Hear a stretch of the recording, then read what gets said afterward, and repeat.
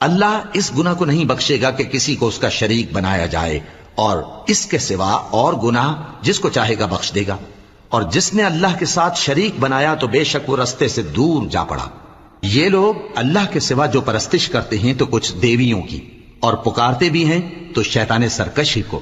جس پر اللہ نے لعنت کی ہے، اور وہ اللہ سے کہنے لگا میں تیرے بندوں سے غیر اللہ کی نیاز دلوا کر مال کا ایک مقرر حصہ لے لیا کروں گا، اور ان کو گمراہ کرتا اور انہیں امیدیں دلاتا رہوں گا، اور یہ سکھاتا رہوں گا کہ جانوروں کے کان چیرتے رہیں، اور انہیں سمجھاتا رہوں گا، تو وہ اللہ کی بنائی ہوئی صورتوں کو بگاڑتے رہیں گے۔